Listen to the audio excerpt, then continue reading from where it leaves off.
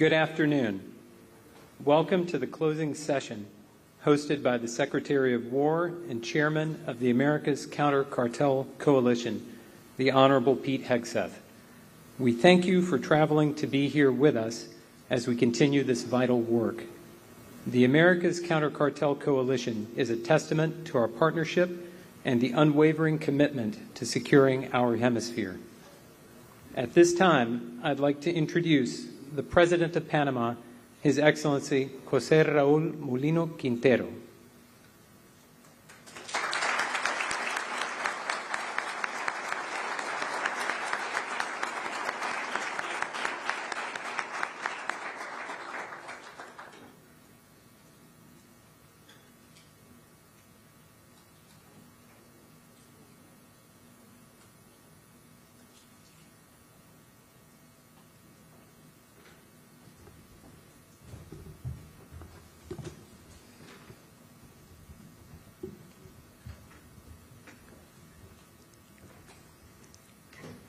Muy buenas tardes otra vez. Good afternoon again. Mr. Secretary of the United States, welcome to Panama. Mr. Secretary of Panama, Counselor, U.S. Ambassador in Panama, the U.S. on the Command Commander, honorable members of all the countries here present, and security systems and from the coalition.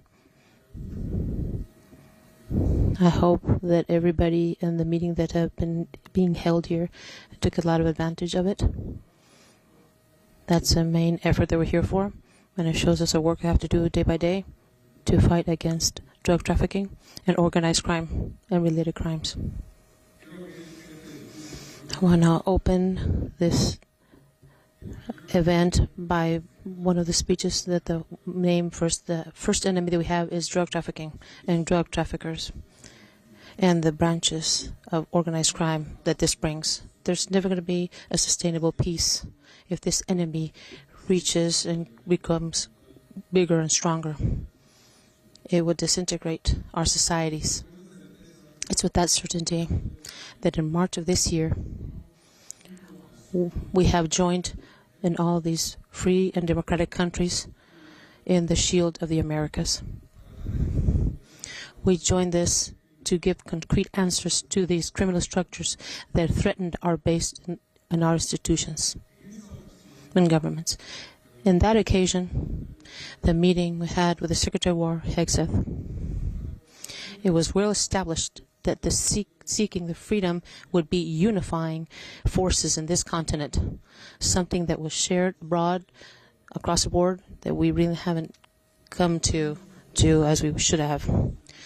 Throughout the years, we've come to learn a lot of valuable lessons that we cannot negotiate and cannot reach any type of agreement with traffickers. They have infiltrated our governments, justice systems, in NGOs and in organizations within the government. They count them with their own finance.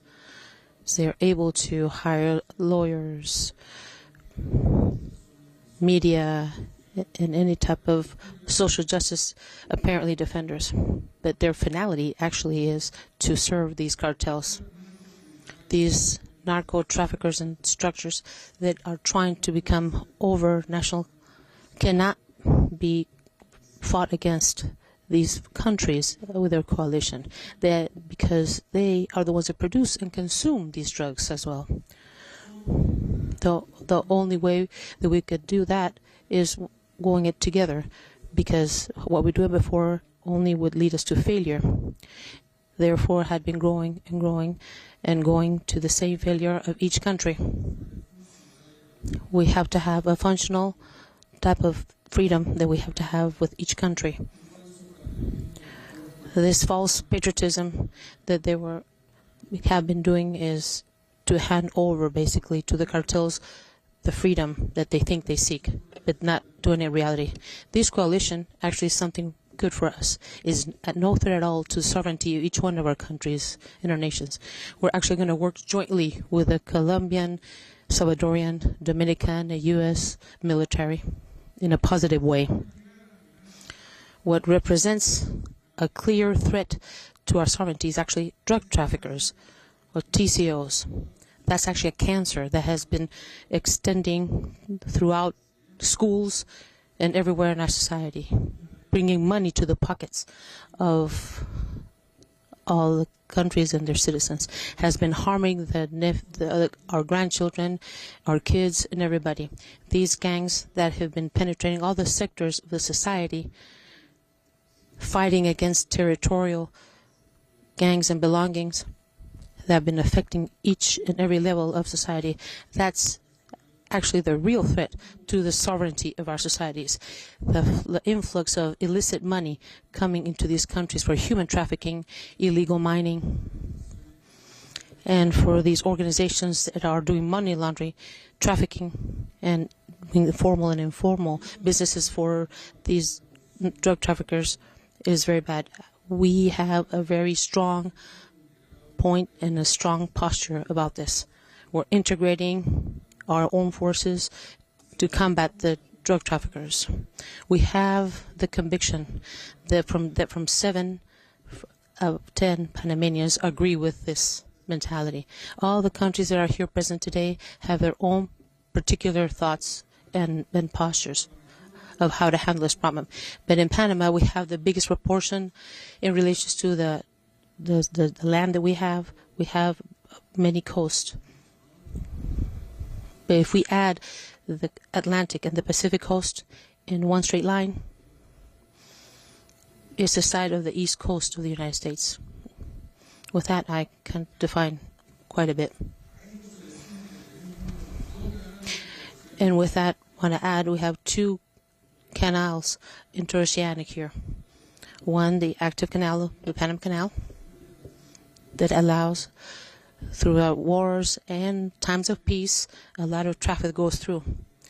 And our number one enemy of the canal is drug traffickers. The strategic position that we have is good for business, but it's also for criminal organizations. We're a neural strategic point, so that anything that comes through here could achieve any in the world, can reach anywhere in the world. That could just look at the secondary thing within, but actually represents a big problem for our country.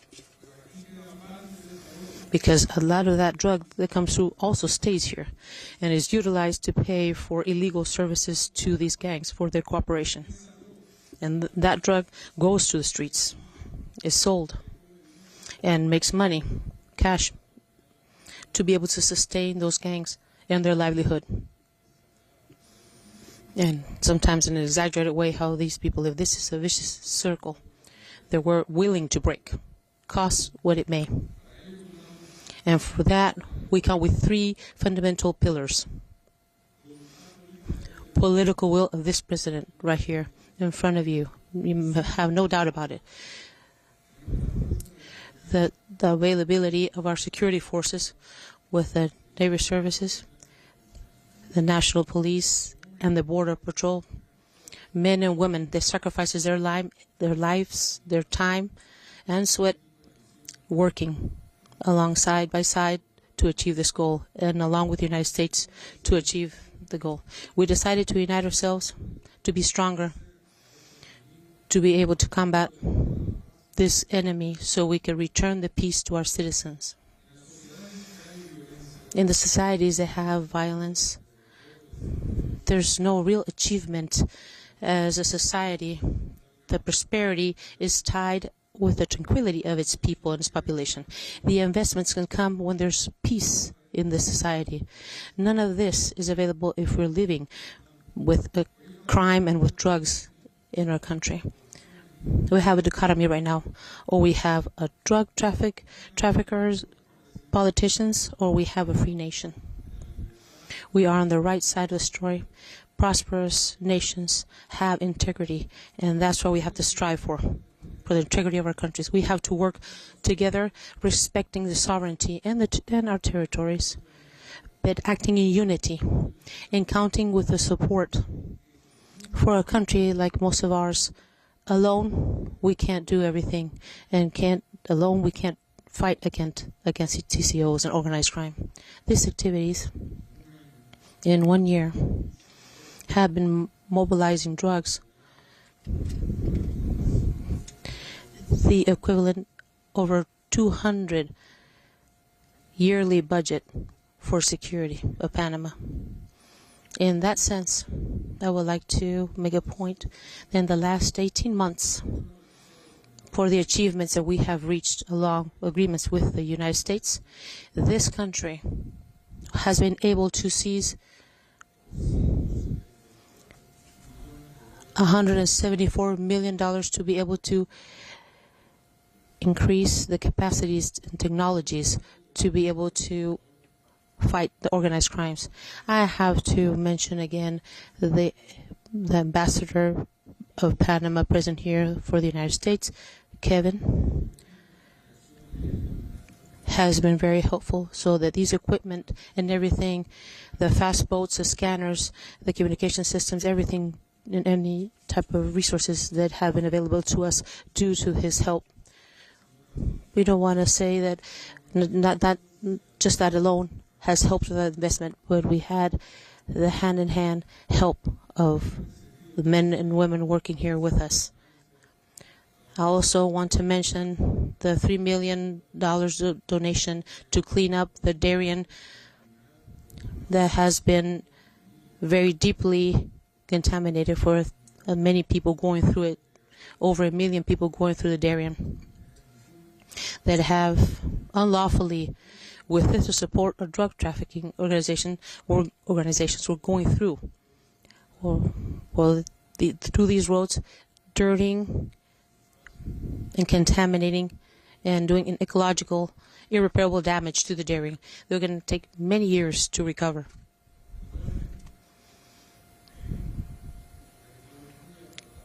And we also have regions that are very far away, indigenous, that come away. Then these areas are very hard to access, and they have been also wanting to be able to reach help. We would like to give them help, but we also want to make sure that they don't get the temptations from these cartels, promising that we're going to have a good life by trying to bribe them and offering them money. It's also not just something good as socially, but also in the false solidarity, in the immediate help, in the extreme situations that they might reach, is where these TCOs try to influence and act. Wherever the state is not present, the drug trafficking is where they can put their flag. Here, I want to thank the president of all the high members, principals that are here today. I invite all of you to keep working jointly, sharing the same vision and adding forces to fight against this crime for our society altogether. I am fortunate to be here today as the president of Panama, and I hope that this meeting is going to be for all of us so we could check everything that we're going to do in the future and the actions. Our country is open for all of you always. This fight is all of ours, in favor of all our countries. I leave you in good hands. I congratulate you for this event and for trusting in Panama as a natural ally against a full front fight against crime. Thank you very much, and I wish you great success in this. Thank you.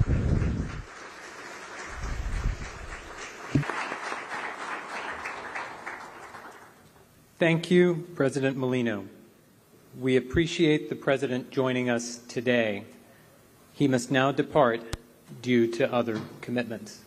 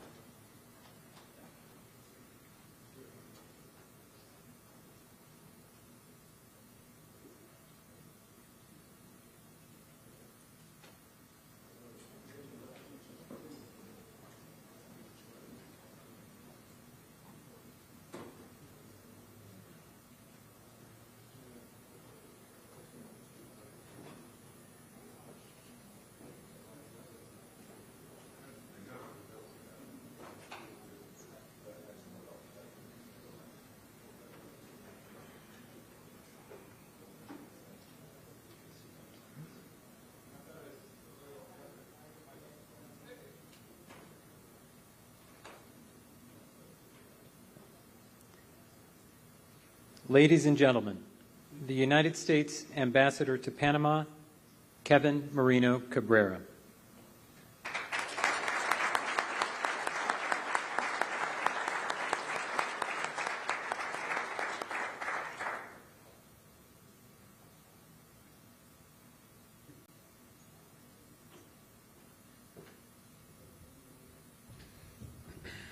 Good afternoon. Buenas tardes. Before the Allied landing at Normandy, General Eisenhower gave his paratroopers a 4-word order: full victory, nothing else. I'll try to be nearly as brief. It'll be bilingual, so good luck to the translators. Secretary of War Pete Hegseth, Senator Moreno, and team, welcome to Panama, or welcome back to Panama in your case. And thank you to General Donovan, Southcom, and the Department of War for putting this forum together and for your commitment to a safer, stronger, and more prosperous Americas. Asimismo, reconozco al presidente José. I also recognize Panama President and his minister and all the ministers, Chief of Defense, and each member of the military forces here with us. These cartels do not recognize borders. For many years, they didn't counter or were met with resistance. All these other efforts led to more deaths, more violence, and that period has ended. I am very proud to lead these efforts on behalf of President Trump and this embassy here in Panama. During the last years, Panama has been converted in a leading country in the fight against drug trafficking, with large seizures and working with our equipment and units. This is not a coincidence. These are results of shared work with concrete results.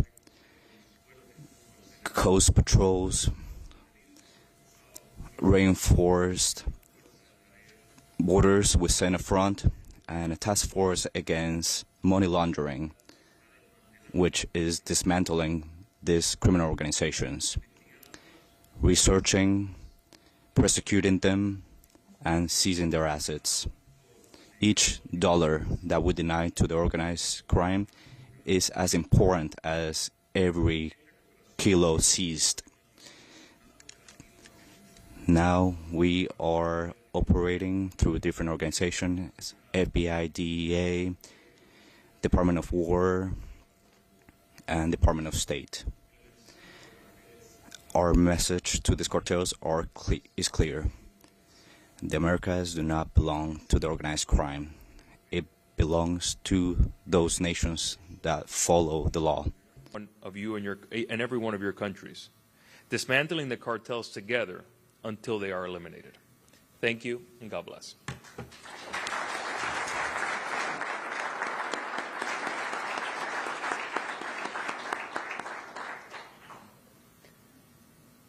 Thank you, Ambassador. The United States Senator from Ohio, Bernie Moreno.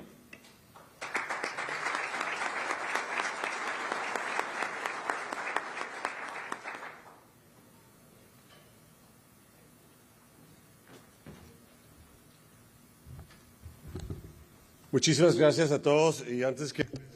Thank you, everyone. And before I start, my heart to the people in Colombia. We're praying for you and to support you. Thank you. Because my secretary won't give me a ride back if I make him use a translator. So I want to say it's an honor to be here with you. Thank you to the secretary for inviting me, for the ambassador, for obviously General Donovan, for all the hard work that you do. This is a really critical gathering here in Panama. And I just want to say on a personal level, Ambassador Cabrera, you are doing an incredible job here. You are setting the bar higher and higher for ambassadors all over the world. So you're a great example to all the ones that we get to confirm as ambassadors. So you were first and early. You're doing a great job. So thank you for that. But I want to speak to all of you, not just as a United States Senator, and not just as the first Latin American-born senator in U.S. history, knowing that if I screw this up, I'll be the last Latin American-born senator in American history, so I don't want to do that. But I want to let you know that, obviously my family left Colombia when I was a young boy, seeking the American dream. That means opportunity, safety, and a rule of law. And we found that. The United States gave me personally and my family every opportunity in the world to succeed beyond my wildest comprehension. And I could not have achieved that success anywhere else on earth. That personal journey shapes everything that I think about around this fight that we're in right now. There is a reason, though, that the American dream that I just outlined does not exist the way it should in Latin America.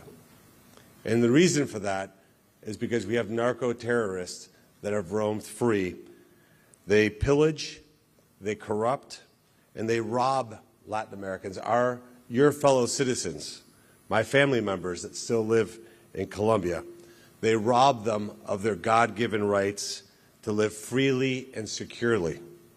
These cartels crush families, whether in the neighborhoods of Colombia, along the coast of Panama, and even infiltrate cities in Ohio with their poison. The entire hemisphere is subjected to their terror. Cartels have no borders, as we've heard from the previous speakers. They spread their poison, their corruption, and they destroy economic prosperity with total impunity.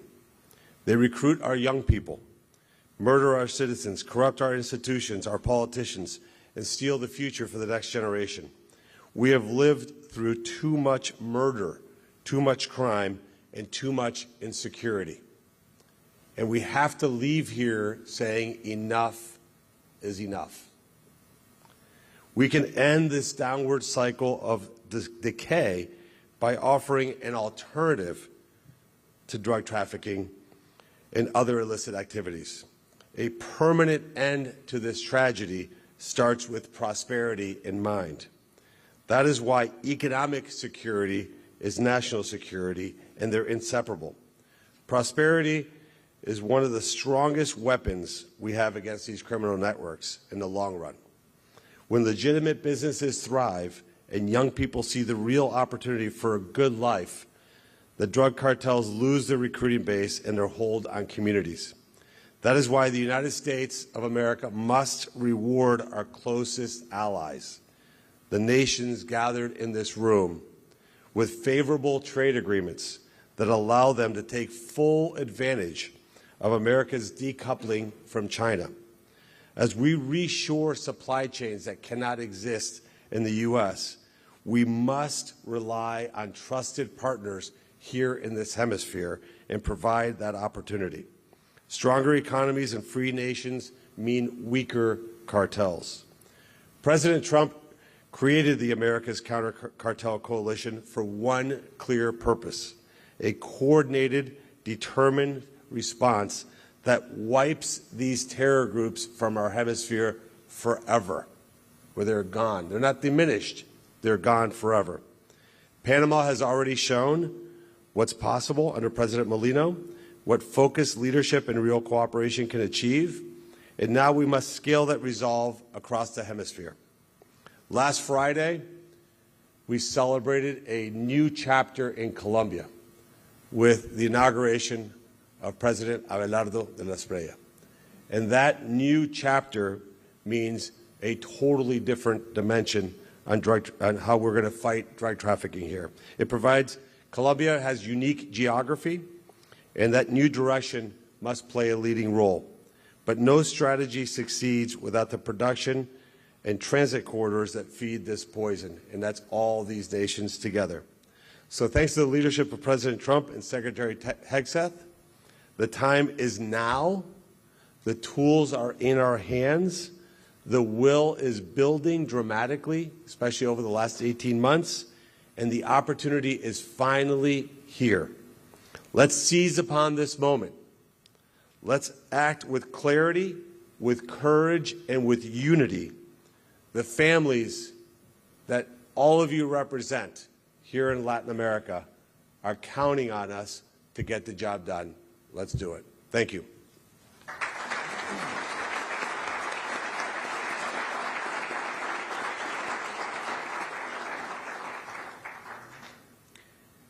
Thank you, Senator. I would now like to invite the Commander of United States Southern Command, General Francis Donovan, to the podium. Sir, the floor is yours.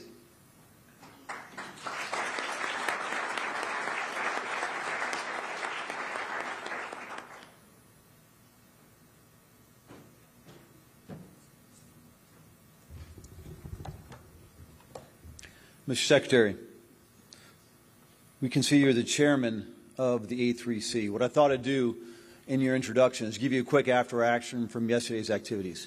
You had 19 fellow leaders that are here to address this problem set. And as we learned yesterday, yes, aligned with mods and chods, but we also had the opportunity to hear from ministers of security, home ministers, ministers of governance. And a lot of that was based on the advice we got from our hosts, the Senator and the Minister of Security here in Panama. When we met, actually part of Soft Week a couple months ago, we got advice from the Minister of Security and the Ambassador. Let's have the teams, before we meet here in Panama, one, let's link Panama and A3C, hard to do, but we did it, because we brought the right leaders together at the right time. But let's reach out ahead of time, ensure that we're including those elements of the governments that can really get at this problem set. And it might not always be mods and chods. There's other elements in societies that have law enforcement capabilities and police and other types of systems and processes we need to bring to bear. So that was the first expansion of the initial view. Next was, let's go out ahead of time and reach out to those then 17, then 18, and now 19 other partners, ask them about the threat environment. Ask them about the challenges. Also ask them about the opportunities. So, Mr. Chairman of the A3C, very good day yesterday. It was based on months of work leading up to yesterday. And the feedback we got from these leaders in this room have set the conditions for our path forward. I'll just cover the key takeaways, decisions we made yesterday, and how we're moving forward.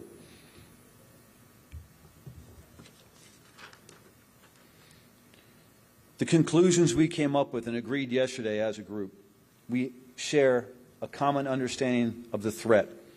The threat is a regional system. Coalition campaigning creates systemic friction on these networks. Our strength is in our complementary capabilities. And persistence and unity will drive scale and will drive victory. The next steps. Refine and action priority network campaign plans. Designate roles and lead nations. And I will tell you, Mr. Secretary Hegseth, yesterday by the end of our session, we went out and made the initial pulse. Who wants to lead in different regions? Who wants to lead to go after these networks? We had volunteers right away. Nations that wanted to step forward and take lead in sub-regions or after certain threats. Establish working groups with specific objectives and milestones. One of the takeaways there is we have to hold ourselves accountable. We just don't want to have meetings to have meetings. We have folks in the field, our teammates, our junior service members in the field fighting right now. Are we doing our part as leaders? We have to hold ourselves accountable. Initiate coalition campaign assessments, demonstrate progress, and highlight challenges. That's our path towards November. Between now and November, we are going to write an A3C campaign plan. We will staff it with our teammates and our members here in the room, and we'll approve it by November. That's our goal. We don't have time to wait. Decisions made yesterday. Validate the coalition commander's assessment. Validated the coalition threat assessment. Agreed on the coalition campaign priorities. Endorsed the coalition operational design and actions. And agreed on the road to A3C governance and operational concept. We will meet again in November. We will offer Doral, Florida, the Southcom headquarters, where we will hold ourselves accountable to take these next steps. I'd like to close out before I introduce the Secretary. Minister Borrego, thank you very much for your partnership, your insight, and your guidance in the offer to, again, host not only Panamax, but connect it to A3C and get us focused in this key location. And for my fellow leaders as part of the A3C, thank you for your efforts leading up to yesterday, your comments yesterday, your insight. We are ready to move forward. Southcom is ready to play our part of this process and of the A3C. So with that, I'd like to introduce the chairman of the A3C, the Honorable Secretary Hegseth.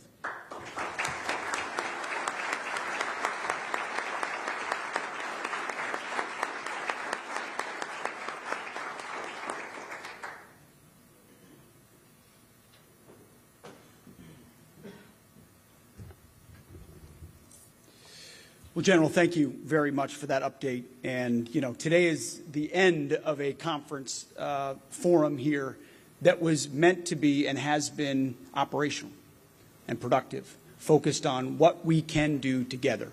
So I want to thank the President of Panama. I want to thank Minister Abrego. I want to thank all of our Panamanian partners for being such great hosts here, and for Panamax, which is ongoing for the first time in 14 years, live here in Panama. Thousands of troops right now from many of the nations represented here. And I want to thank every single country, sovereign, strong country, willing to step up and address this threat as a part of the Americas Counter Cartel Coalition.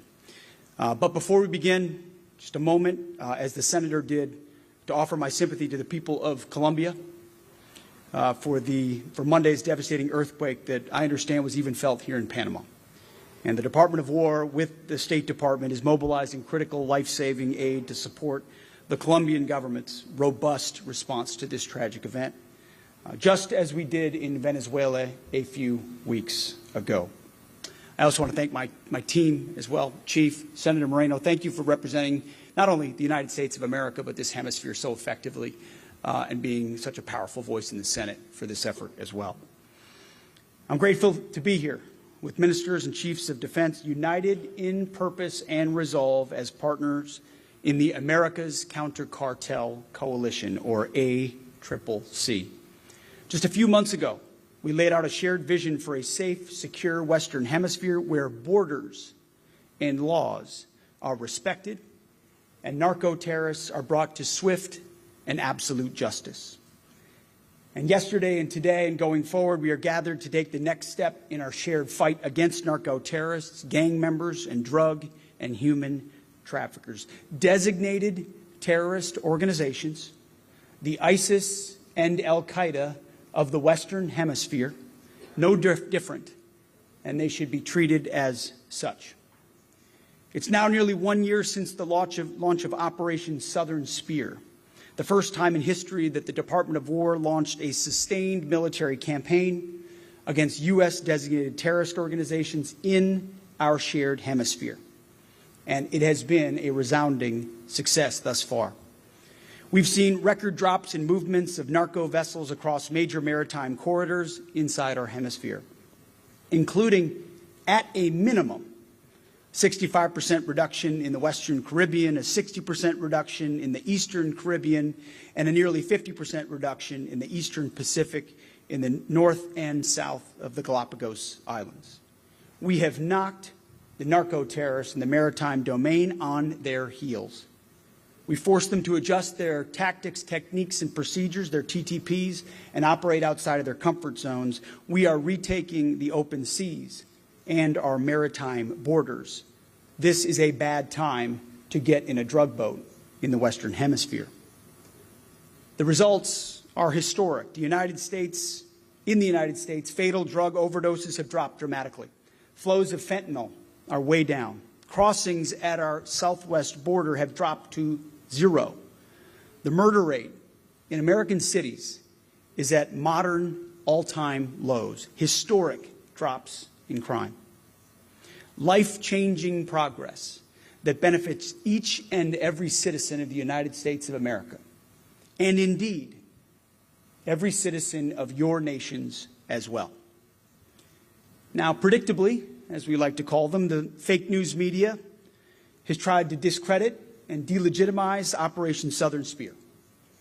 These same voices said nothing when governments allowed an unprecedented border crisis and record drug overdoses and deaths Yet now they deny and try to diminish our success, our shared success. The left-wing media wants us to return to the failed strategies of the past, when America neglected our own neighborhood and our own neighborhoods, even as we sent our best, in our case, American troops, to do nation building halfway across the world. Globalists in Washington looked the other way, while our friends and neighbors to our south were victimized by drugs, violence, mass migration, Marxism, and foreign exploitation.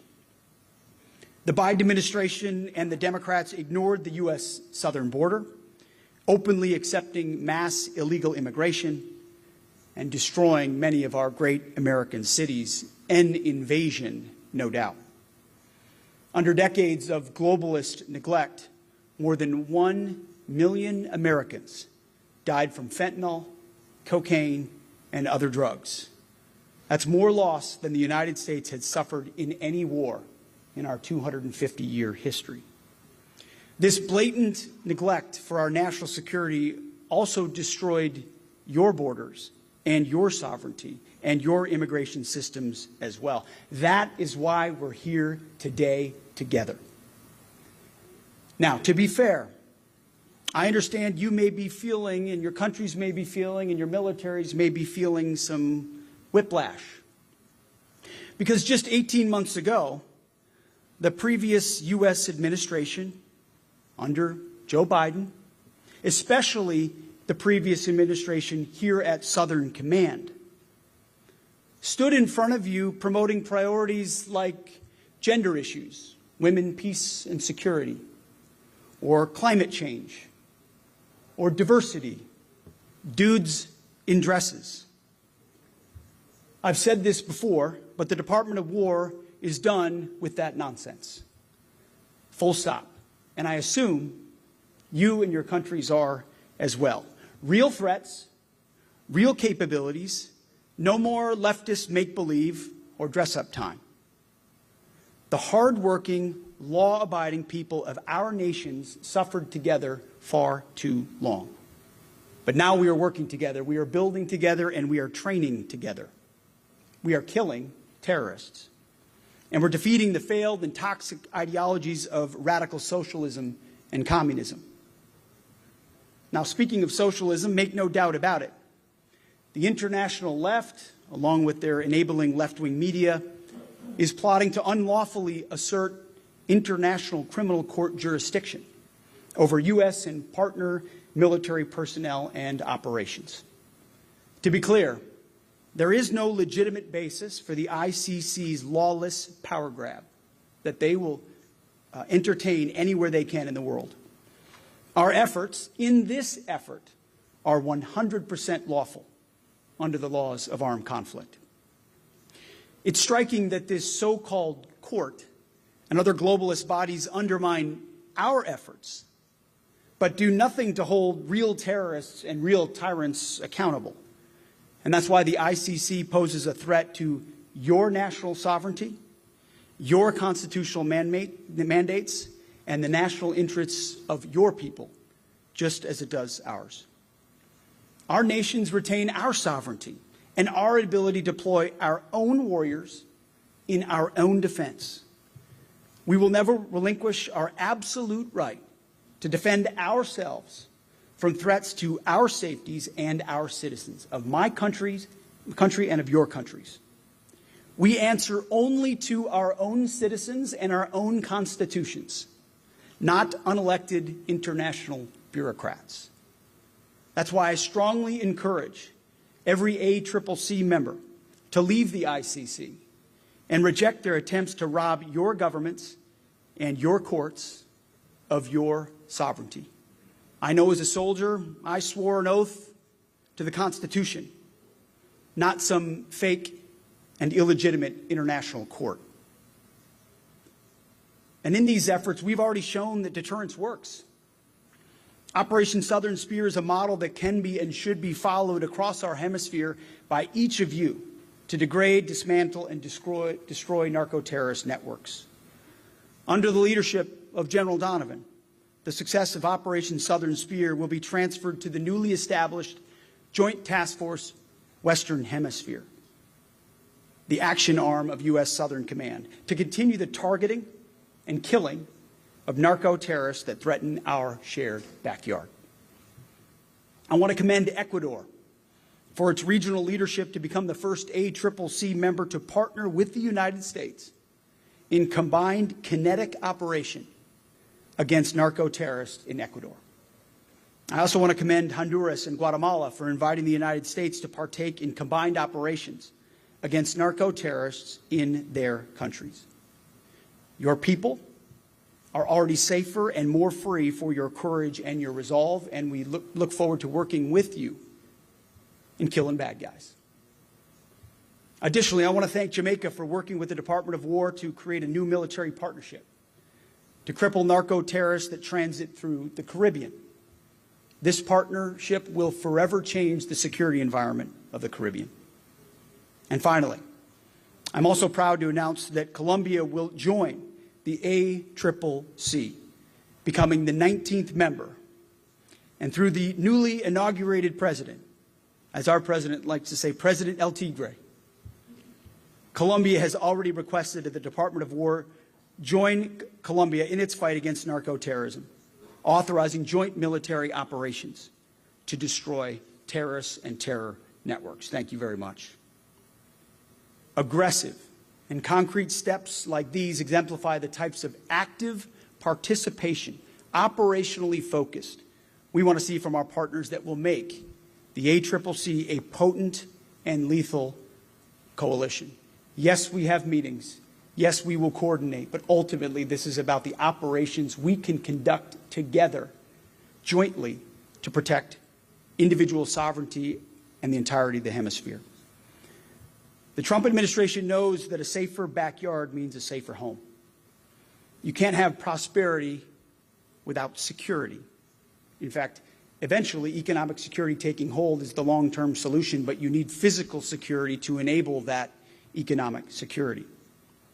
With you, with all of you, the United States will forge a safe, stable, and prosperous Western Hemisphere. We seek neither domination nor dependency. We only seek, and I know you feel this from Southcom and from the General, genuine partnership with your governments to achieve security, stability, and prosperity. 2 centuries ago, the Monroe Doctrine was America's first stand against foreign meddling and exploitation in our hemisphere. The United States declared to European colonial powers that we will regard any threat against the free nations of this hemisphere as a threat to the United States itself. Well, now, under President Trump's strong, clear, and visionary leadership, we follow the Trump corollary to the Monroe Doctrine. We will defend our hemisphere from external threats to national sovereignty, whether from narco-terrorism or foreign malign actors. And we will deny adversaries the ability to position forces or otherwise threaten capabilities in our hemisphere. And that's why the United States is particularly grateful for the strong leadership in Panama of President José Raúl Mulino, right here. It's my second time to Panama, and the strides that we have made together over the last year, I think, are exemplary of the type of partnership we look for in this hemisphere. President Mulino has courageously rejected foreign malign coercion and boldly resisted international pressure tactics. Panama has set a strong example for rejecting threats to their sovereignty, threats to the Panama Canal, and instead advancing U.S. partnership on both. And with Panama and other countries, the United States will continue to lead the way. Under President Trump, the United States War Department seeks a historic generational investment in our military spending through a new $1.5 trillion budget. We have work to do with our Congress, but make no mistake, we will work as hard as humanly possible with Republicans and across the aisle if we can to deliver what is truly a necessary historic investment to ensure America remains the dominant military power on planet Earth. Thankfully, U.S. allies in NATO likewise have vastly increased their commitment to the common defense, and we believe that ACCC members must follow this example as well.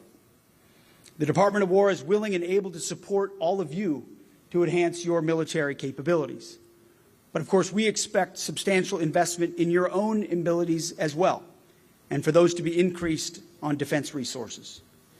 If countries are serious about their defense, the Department of War will prioritize our efforts to enhance your capabilities and fight beside you on the battlefield.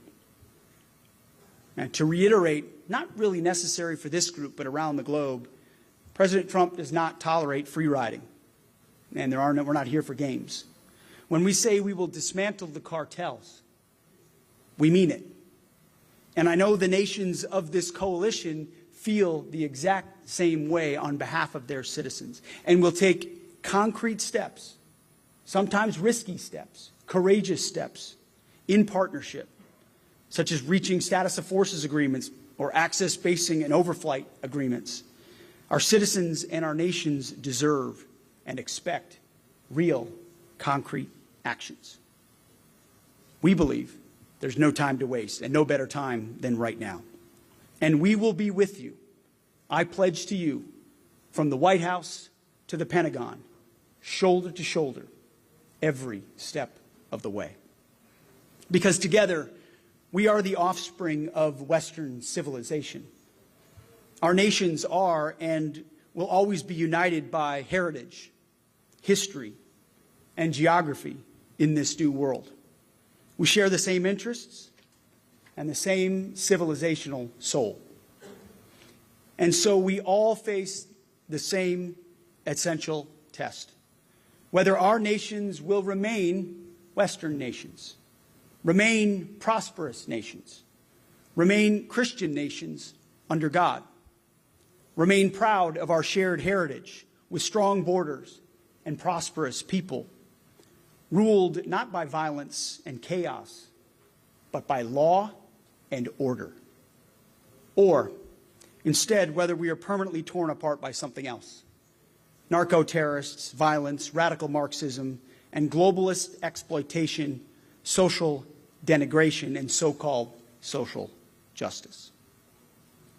We've had great collaboration in recent months, and I want to thank each and every one of you for supporting our ability to find, fix, and finish narco-terrorist targets. Ultimately, that is what it is going to require: finding, fixing, and finishing narco-terrorists, either unilaterally, or bilaterally, by, with, and through, and together, finding, fixing, and finishing narco-terrorists. And we'll finish the job, which is why I'm proud to announce the new motto of the ACCC. Maybe formal, maybe informal, I haven't decided yet. The new motto of the ACCC is: we do bad things to bad people. That's the mentality I want to have inside this room. Now, we're good people that do good things, but ultimately we're dealing with bad people that have done a lot of bad things to a lot of good people for a very long time. And they're about to meet a new sheriff in town in the ACCC. And we mean business. Narco-terrorists, DTOs, drug traffickers are hereby on notice. Under President Trump, we will make the Americas great again. The safety and prosperity of one will strengthen the safety and prosperity of all. God bless you, and God bless the great citizens of your countries. Thank you very much.